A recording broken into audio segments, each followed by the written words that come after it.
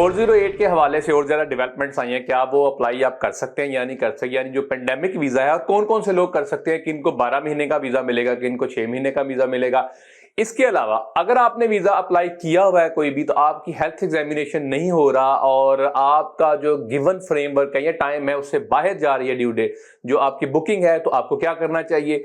इसके अलावा अगर आप 491 अप्लाई कर रहे हैं और आपको उस हवाले से बाद में शादी कर लेनी चाहिए या नहीं करनी चाहिए, आपने सिंगल पॉइंट जो है वो क्लेम किए हैं, अब आपको कब शादी कर लेनी चाहिए और कब आपका पोटेंशियल रिफ्यूजल हो सकता है, आज इस हवाले से बात करूंगा।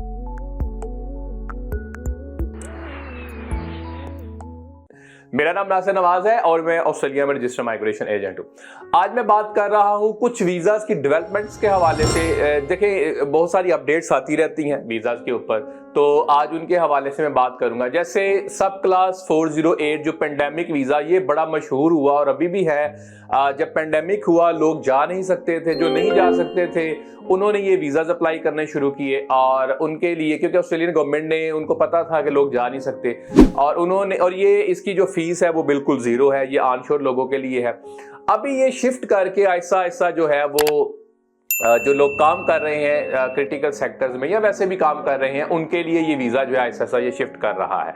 अच्छा, अब हो क्या रहा है? हो ये रहा है कि वो ये आप कब अप्लाई कर सकते हैं। एक तो ये कि अगर आपका वीज़ा एक्सपायर होने में, जो सब्सटेंटिव वीज़ा है कोई भी आपके पास, अब आप ये वीज़ा अप्लाई करना चाहते हैं, आगे चल के इसकी मैं एलिजिबिलिटी क्राइटेरिया की बात करता हूँ, तो आप अप्लाई कर सकते हैं with in 90 days of your visa, expiry of your visa. और अगर आपका वीज़ा एक्सपायर हो गया है अनफॉर्चुनेटली, तो आप 28 दिन के अंदर अंदर, एक्सपायरी डेट की 28 दिन के अंदर अंदर भी आप अप्लाई कर सकते हैं, जो कि ज्यादा रिकमेंडेड नहीं है। कोशिश करें पहले कर लें, क्योंकि बाद में करेंगे ब्रिजिंग सी आएगा तो उसमें मसले मसाइल हैं। अच्छा, एक तो ये है एलिजिबिलिटी क्राइटेरिया, जो इसके कब आप अप्लाई कर सकते हैं। दूसरे नंबर पे किन को ये 12 महीने का मिलेगा, किन को ये 6 महीने का मिलेगा। अच्छा, 12 महीने का उन लोगों को मिलेगा जो एज केयर सेक्टर में काम कर रहे हैं, जो कि जो डिसेबिलिटी सेक्टर में है, एग्रीकल्चर सेक्टर, फूड या हॉस्पिटैलिटी में भी हैं। तो उस काम को कंटिन्यू रखने के लिए गवर्नमेंट ने ये कहा कि हम इनको 12 महीने का वीज़ा देंगे।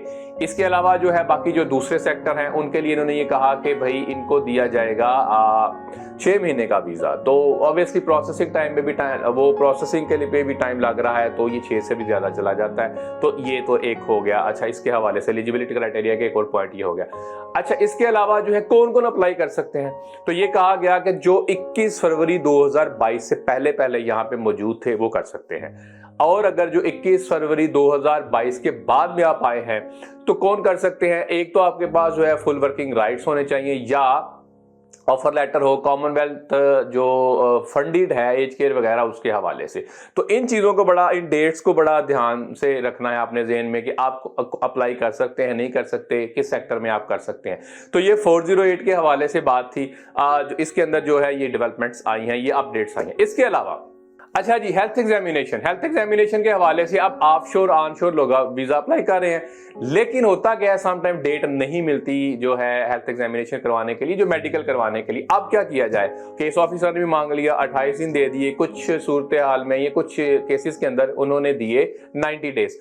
अब 90 डेज में भी डेट नहीं मिल रही, तो अब करना क्या है। तो भाई करना ये है कि ये नहीं समझना कि डिपार्टमेंट को खुद बहुत ही पता चल जाएगा और डिपार्टमेंट जो है उसको पता है भाई डेट्स तो मिल नहीं रही, तो केस ऑफिसर ये सोचेगा और उस पर कोई एक्शन नहीं लेगा। नहीं, ऐसा नहीं करना।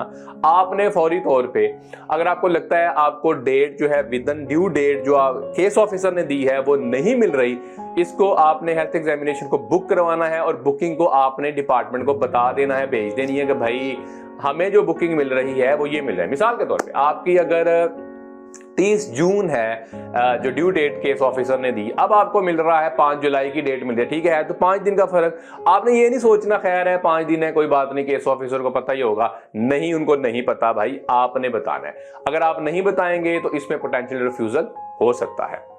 अच्छा, एक और बात जी, लोग बड़ा पूछ रहे हैं 491 के हवाले से या जनरल स्किल माइग्रेशन की ये बात हो रही है। अब जनरल स्किल माइग्रेशन की अगर बात हो रही है तो बात होगी सिंगल के पॉइंट्स की और मैरिड के पॉइंट्स की।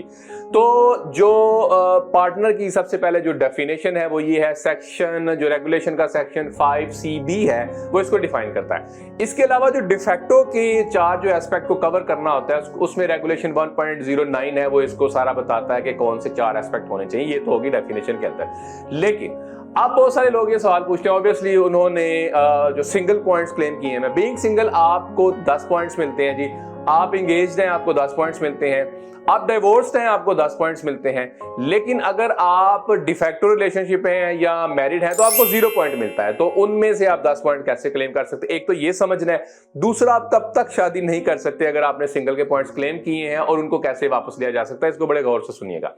अच्छा, एक तो ये है कि आपने बीइंग सिंगल 10 पॉइंट्स क्लेम कर लिए, अगर तो उसके दौरान ही आपने शादी कर ली, डिफैक्टो रिलेशनशिप में आ गए, जो कि मिनिमम 12 मंथ्स का टाइम देता है, उसको भी हमने कवर करना होता है, तो आपको 0 पॉइंट्स हो जाएंगे। लेकिन आपके अगर पार्टनर के पास स्किल असेसमेंट है, वही जो कि आप जिस लिस्ट में आपकी ऑक्यूपेशन है, और 7 कॉम्पिटेंट इंग्लिश है जो कि 6 ईच इन आइट्स होता है या 50 ईच इन पीटी होता है, तो आप वो पॉइंट्स को वापस क्लेम कर सकते हैं, 10 पॉइंट्स आपको आ जाएंगे। लेकिन अगर आप सिंगल हैं, आपने सिंगल के पॉइंट क्लेम किए, अब आपको इनविटेशन भी आ गया, इनविटेशन पे आपने अप्लाई भी कर दिया, तो भाई ये पॉइंट जो है वो लॉक नहीं होंगे आपके एप्लीकेशन के टाइम के ऊपर, जब तक आउटकम नहीं आता। तो जब तक आउटकम नहीं आता आप डिफैक्टो रिलेशनशिप या मैरिड के जो है वो नहीं जा सकते या उनको वो नहीं कर सकते उनके लिए। क्यों? क्योंकि जब तक वो 0 पॉइंट आएंगे। लेकिन अगर उनके पास अगेन कॉम्पिटेंट इंग्लिश है या उनके पास स्किल असेसमेंट है तो आप जो है शादी कर सकते हैं। तो ये बड़ा इंपॉर्टेंट पॉइंट है। बहुत सारे लोग ये समझते हैं कि कोई बात नहीं, अब हमने वीजा अप्लाई कर लिया है तो अब जो है उनको हम जो है अपनी शादी डिक्लेयर कर देते हैं या हम शादी कर लेते हैं। तो इसके लिए आपको आउटकम का इंतजार करना है। जब आपकी आउटकम आ जाए तो आपने सब्सिक्वेंट लेटर जो है वो अप्लाई करना है। ये जो है ये छपा है डिपार्टमेंट ऑफ होम अफेयर्स की वेबसाइट, जो बेसिकली जनरल स्किल माइग्रेशन के हवाले से, उसमें उन्होंने स्पेसिफिक ये पॉइंट क्यों निकाला। शायद बहुत सारे लोग ऐसा कर रहे हैं जिसमें मुमकिन है कि अनफॉर्चुनेटली उनको पोटेंशियल रिफ्यूजल का सामना करना पड़े। तो इसको आपने लाजमी देखना है। डिफैक्टो के जो 4 एस्पेक्ट हैं उसको, अगर आप डिफैक्टो क्लेम कर रहे हैं उनको भी आपने कवर करना है, यानी 12 महीने से रह रहे हैं, सोशल एस्पेक्ट है, फाइनेंशियल एस्पेक्ट है, नेचर ऑफ हाउस होल्ड, तो सारी चीजों को आपने उनको भी कवर करना है। लेकिन मैरिड है तो मैरिड में ऑब्वियसली आपने जो मैरिज सर्टिफिकेट देना ही देना है और बाकी चीजें भी जो देनी है उसको एस्टैब्लिश करना है रिलेशनशिप को।